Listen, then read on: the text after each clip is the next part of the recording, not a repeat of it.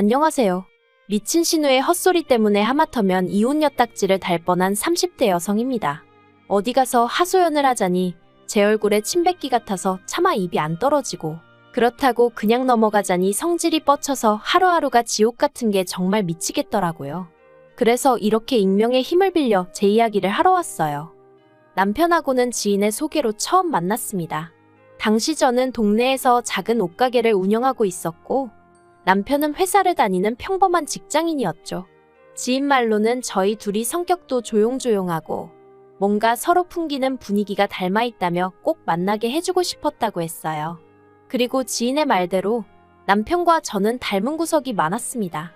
여러 사람과 만나 왁자지껄한 분위기에서 서로 어울리기보다는 한두 명의 친한 사람들과 속 깊은 이야기를 나누기 좋아하고, 동물이라면 사족을 못 쓰는 것도 비슷했죠.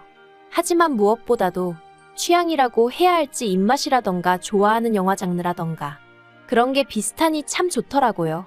그래서 2년이란 시간 동안 서로 불만 없이, 크고 작은 다툼 없이 연애할 수 있었던 것 같아요. 남편이나 저나 처음부터 결혼을 생각하고 만나기 시작한 것은 아니었지만, 저 32, 남편은 36이다 보니 언젠가부터 자연스레 결혼 이야기가 나오기 시작했어요. 사실 남편은 어땠는진 몰라도 저는 결혼에 대해 막연한 두려움이 있었는데, 남편과 만나면서 제 마음의 벽이 허물어졌다고 해야 할지, 만약 결혼을 한다면 이 사람이랑 해야겠다는 생각을 종종 했었답니다. 그래서 화창한 어느 봄날, 남편이 공원에서 저에게 조금은 어설프지만 진심을 담아 프로포즈를 해왔을 때, 저는 기쁜 마음으로 그 프로포즈를 받아들였네요. 그리고 그때부터는 솔직히 모든 게 일사천리로 진행이 될 줄로만 알았죠. 하지만 인생이란 게 원래 뜻대로 되는 게 아니라더니, 막상 결혼 준비를 시작하면서 하나둘씩 따져보니까 남편 한 사람만 놓고 보면 그래도 크게 마음에 걸리는 건 없었는데, 시댁의 상황이 영 탐탁지가 않더라고요. 일단 남편의 가족관계만 두고 보자면, 아버님은 남편이 어렸을 때 일찍이 돌아가셨고, 이후로 어머님과 누나 그렇게 세 식구가 서로 의지하며 살았다고 들었어요. 특히 남편하고 신우는 8살이나 차이가 나다 보니 어머님만큼이나 신우도 고생을 많이 했다대요. 그래서 남편은 말끝마다 우리 불쌍한 누나, 우리 누나가 고생을 많이 했지, 우리 누나 같은 사람이 없어, 뭐 이런 말을 자주 하더라고요. 그런데 솔직히 이게 그렇게 듣기 좋지는 않았습니다. 물론 남매 간의 우애가 좋은 건 응당 본받아야 할 일이고 칭찬받아 마땅한 일이지만, 고부 사이만큼이나 어려운 게 신우와 올케 사이라잖아요. 그러니 제 입장에선 만약에 신우랑 나랑 부딪히는 일이 생기면 남편이 과연 내 편만을 들어줄 수 있을까 하는 좀 유치한 걱정이 자꾸 되는 거예요. 만약 남편이 공평하게 한답시고 중재를 하려 든다거나 신우 앞에선 신우 편 들고 제 앞에선 제 편을 드는 식으로 처세를 한다면 그 또한 정말 짜증날 것 같았으니까요. 아무튼 남편이 어찌나 신우에게 애틋한지 부담스러웠던 게 사실입니다. 하지만 그래도 결국 남편과 결혼을 하기로 한 결정을 번복하진 않았어요. 당시 신우는 어머님과 대전에 살고 있었고 계속해서 그렇게 모시고 살 거라고 했기에 저희 부부와 그렇게 자주 만날 일이 있을 것 같진 않았거든요. 그래서 솔직히 살면서 신우랑 마주치면 몇 번이나 마주치겠나 싶어 더는 신경 쓰지 않기로 했던 거죠. 그런데 결혼식을 올리고 반년도 지나지 않아 또다시 생각지도 못한 상황을 마주하게 되었습니다. 남편이 지방으로 가게 되었거든요. 당시 남편이 다니던 회사는 작은 건설 회사였는데, 제가 회사 사정까지는 자세히 모르지만 전국 각지에서 일을 받아 한다고 들었어요. 그런데 이번에 남편이 맡게 된 공사는 누군가는 해당 지역의 관리감독역으로 가 있어야 하는 상황이었고, 회사에선 그 자리에 저희 남편이 가길 원한다대요. 처음에 그 이야기를 듣곤 정말 눈앞이 깜깜했습니다. 머리가 멍해졌다고 해야 할지. 왜냐하면 남편이 발령받은 지역이 저희 사는 곳에서 차로 왕복 6시간은 좋게 걸리는 곳이었으니까요. 그 거리를 차마 남편더러 매일같이 오가라고 할 순 없고, 이걸 어쩌지 싶대요? 그리고 아니나 다를까 남편은 당연히 그쪽 지역에 집을 얻어야 하지 않겠냐면서 저더러 한 달 안에 가게 정리해 그러대요. 그런데 솔직히 남편과 떨어져 지내는 건 싫었지만 동시에 현실적인 고민을 안 할 수가 없었습니다. 저희 남편, 어디 가서 말하기 부끄럽지만 한 달에 270 정도 벌어요. 외벌이로 가정을 꾸려나가기엔 턱없이 부족한 돈이죠. 하지만 다행히 제가 동네에서 하는 옷장사이긴 해도 단골이 꽤 많아요. 그래서 저도 얼마나 많이는 아니지만 남편만큼은 벌어오고 있었거든요. 그러니 무턱대고 남편과 떨어져 있기 싫다는 이유로 제가 하던 일까지 접어가며 따라가는 건 아니다 싶대요. 까놓고 말해서 남편 따라 연고도 없는 그 지역에서 하루 종일 무슨 집 지키는 강아지 마냥 남편만 기다리며 살기도 싫었고요.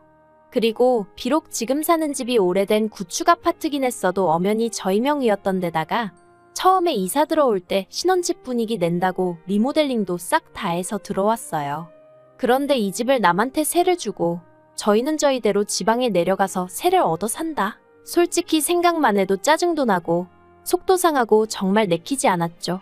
그래서 며칠의 고민 끝에 남편에게 같이 가는 건 아닌 것 같다고 했어요. 나도 서운하고 섭섭하지만 당분간 주말 부부로 지내자고요. 그리고 다행이라고 해야 할지 남편의 반응은 비교적 덤덤했습니다. 그리고 아닌 게 아니라 얘기를 나눠보니 남편도 저랑 비슷한 생각을 했더라고요. 그러면서 남편이 자기가 능력이 부족해서 이런 일이 생긴 것 같다고 미안하다는데 솔직히 저 철없는 생각이지만 남편이 상사한테 말이라도 한번 해보면 안 되나 싶대요. 막말로 남편 회사 사람들이래봤자 많지도 않고 저희 결혼한 지 얼마 안 된 거 다 알 텐데 이런 시기에 지방 발령을 꼭 내야 하는 건지 한번 따져보라고 하고 싶었죠. 하지만 저희 남편 솔직히 그런 주변머리가 없어요. 그러니 위에서도 저희 남편을 꼭 집어 발령을 낸 걸지도요. 아무튼 저희는 이렇게 된 상황과 결정을 양가에 알렸습니다. 그리고 친정부모님은 하나뿐인 딸이 시집간 지 얼마 되지도 않아 대부분의 시간을 독수공방하게 생겼다며 몹시 속상해하셨어요. 하지만 시댁의 반응은 좀 달랐습니다. 며느리가 혼자 있게 된 것보다 남편이 마누라 없이 혼자 어떻게 생활을 하냐며 속상해하셨거든요. 아무리 팔은 안으로 굽는다지만 저랑 만나기 전에 혼자 내리 10년을 자취를 했던 남편인데 갑자기 저랑 결혼을 하고 나서는 제 도움이 필요하다고 생각하시는 게 좀 황당하대요. 하지만 황당한 이야기는 이게 다가 아니었습니다. 본격적으로 남편이 지방으로 내려갈 준비를 시작하고 얼마 지나지 않았을 때였어요. 어디서부터 이야기를 해야 하나 싶은데 신우에게는 아들이 하나 있습니다. 나이도 21살로 성인이에요. 왜냐면 신우가 시집을 꽤 일찍 갔어요. 아버님 돌아가시고 어머님이랑 고생하던 시기에 시매부가 신우한테 참 잘해줬었다나 봐요.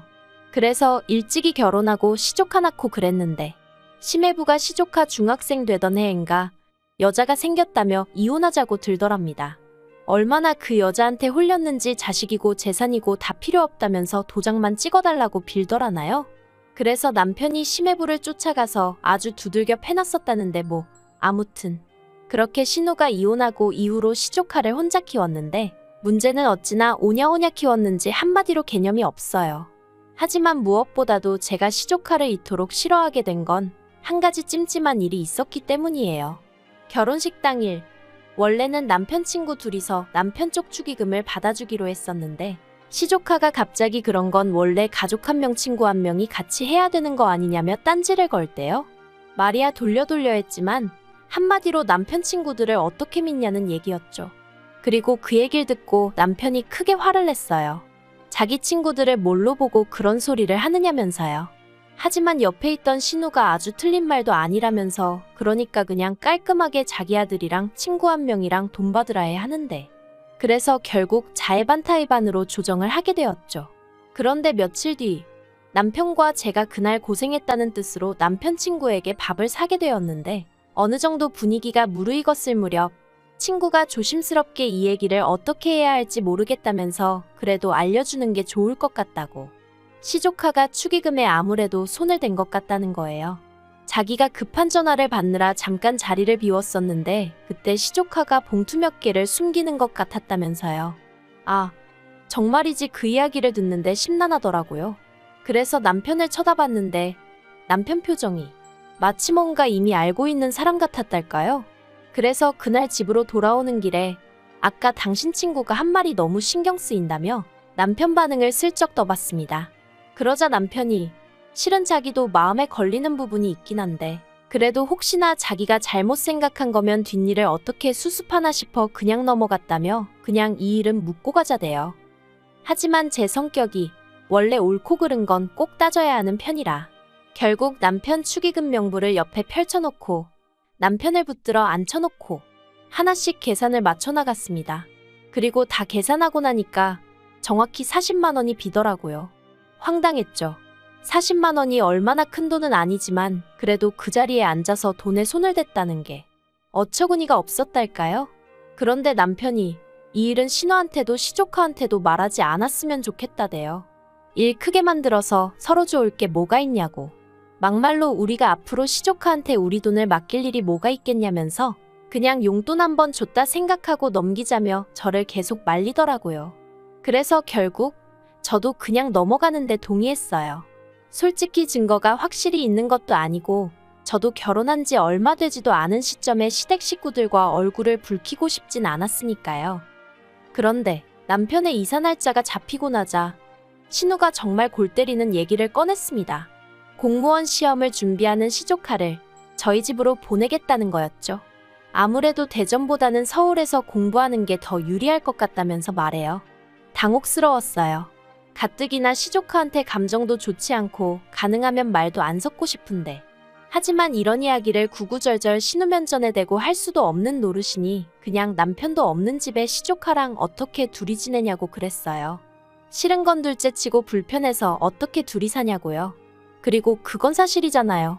시조카 오면 보나마나 처음엔 안 그래도 된다고 해도 결국 뭐 좀 해먹여라 이거 해줘라 저거 해줘라 바라는 게 얼마나 많아질지 안 봐도 뻔할 뻔잔데 막말로 똥물에 꼭 발을 담궈봐야 똥물인지 아나요?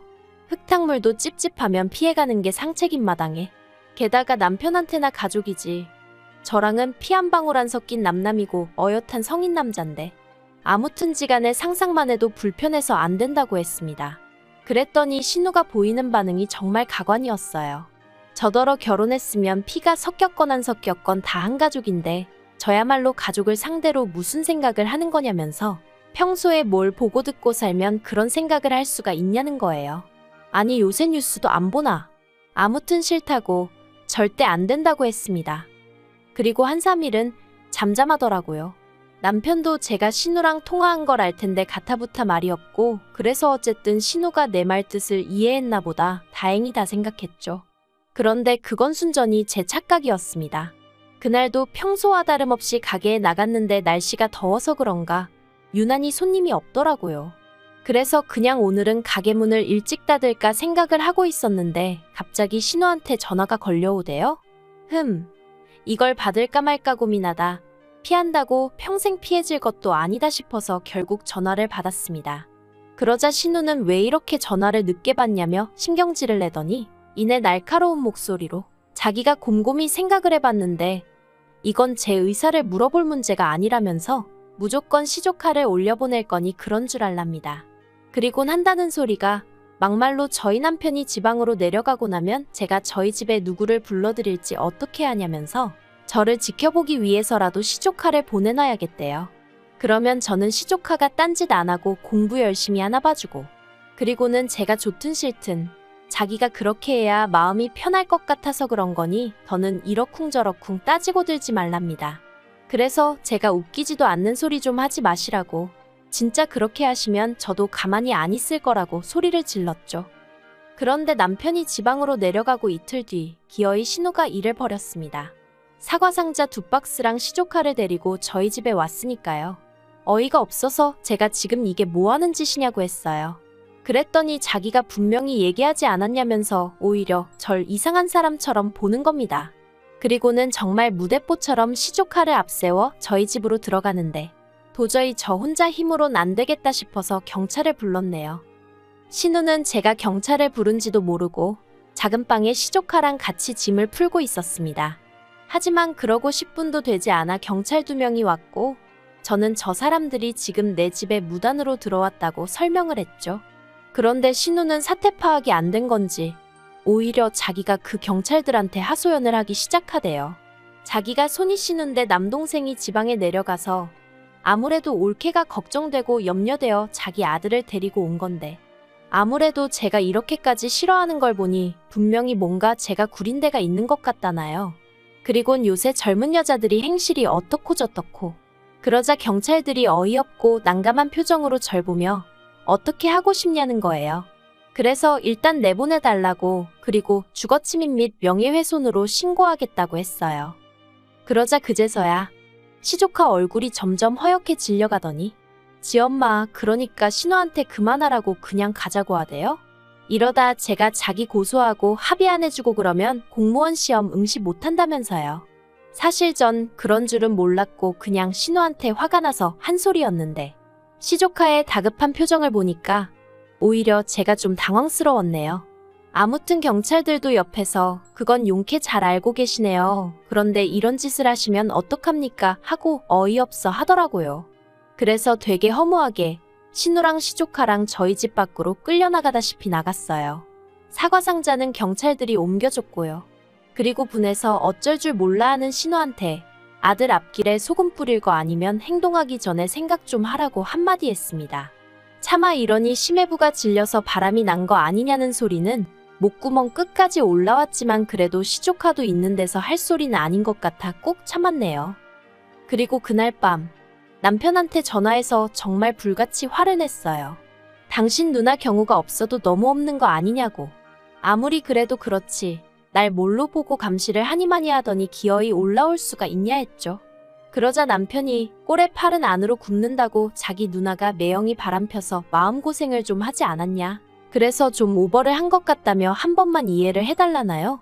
그리고는 자기는 제가 파트로 매주를 쓴다고 해도 믿는다면서 신우 말은 너무 마음에 담아두지 말라는데 남편이야 저를 달래려고 한 소리였겠지만 그래도 마음 한편으론 지 누나라고 욕은 안 하네 싶어서 좀 얄밉긴 하대요. 그래도 이 정도면 신우도 어느 정도 상황 파악이 되었겠죠? 저를 만만히 보면 안 된다는 것도 알았을 거예요. 그쵸? 앞으로도 할 말이 있으면 참지 말고 해가면서 살아야겠어요. 제가 남편이랑 결혼을 해서 신우보다 아랫사람인 건 맞지만 그게 신우한테 찍소리도 하면 안 된다는 뜻은 아니니까요.